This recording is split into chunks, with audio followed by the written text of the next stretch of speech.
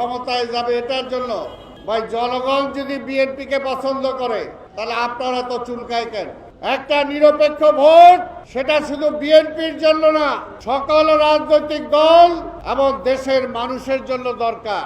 যে দীর্ঘ 17 বছর যাবৎ আমরা একটি নির্বাচিত সরকারের জন্য অপেক্ষা করছি, আন্দোলন করেছি, এই পর্যন্ত অনেক নেতা কর্মী শহীদ হয়েছেন, কিন্তু এখনো আমরা সেই নির্বাচনও পাই নাই, সেই গণতন্ত্রও পাই নাই। গণতন্ত্র আর নির্বাচন একটা সোনার হরিণে রূপান্তরিত হয়েছে।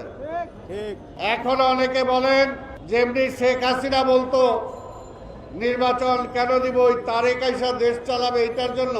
এখনো অনেকে বলেন নির্বাচন কেন দিব, ওই বিএনপি ক্ষমতায় যাবে এটার জন্য। ভাই, জনগণ যদি বিএনপিকে পছন্দ করে তাহলে আপনারা তো চুলকায় কেন? ওনারা 40-50 জনই সবচেয়ে বুঝদার, এই দেশে ওনাদের চেয়ে আর বেশি কেউ বুঝে না। তাহলে যারা বুঝদার, যেদিন ভোট দেয় নাই শেখ হাসিনা বিনা ভোটে নির্বাচিত ঘোষণা করেছে, তখন তো আমরা আহ্বান জানিয়েছিলাম, তখন তো আপনারা রাস্তায় আসেন নাই। আমরা বলেছি এই আন্দোলন, এই ভোটের অধিকারের আন্দোলন, এই গণতন্ত্র শুধু বিএনপির জন্য না, সকল রাজনৈতিক দলের জন্য দরকার, এমনকি আওয়ামী লীগের জন্যও দরকার। একটা নিরপেক্ষ ভোট, সেটা শুধু বিএনপির জন্য না, সকল রাজনৈতিক দল এবং দেশের মানুষের জন্য দরকার। তখন তো অনেকে মুখ ডাইনে বায়ে লুকায় আসছিলেন। তাই আমরা বলতে চাই, বিএনপিকে আগেও সমালোচনা করেছেন, এখনো অনেকে করছেন। শেখ হাসিনাও বলতো বিএনপির কেউ চায় না, বিএনপির কোন নেতা নাই, বিএনপি নাকি এই দলের, এই দেশের মানুষ ভালোই বাসে না, কিন্তু আবার বিএনপির ভয়ে নির্বাচন দেয় না।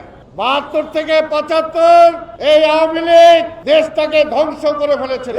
জিয়া রহমান আসার পরে গণতন্ত্র ফিরিয়ে দিয়েছিলেন, এটা কি সংস্কার ছিল না? ভোটের অধিকার ফিরিয়ে দিয়েছিলেন, এটা কি সংস্কার ছিল না? অবশ্যই সংস্কার। তাই বিএনপিকে এগুলো শিখাইতে আইসেন না।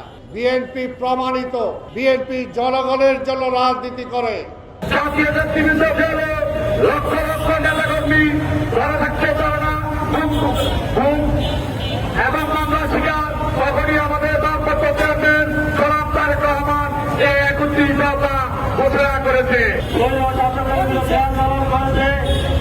এই পার্টি অফিসের সামনে, প্রেস ক্লাবের সামনে সারা বাংলাদেশে আমরা এই আন্দোলন করছি একটি নির্বাচনের জন্য, কিন্তু শেখ হাসিনা নির্বাচন দেয়নি, 1 নম্বর নির্বাচন দিয়েছে।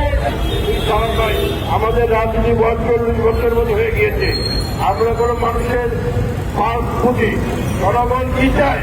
এই হাসিনাও কোনো নির্বাচন নিয়ে তার বাধা করেছিল।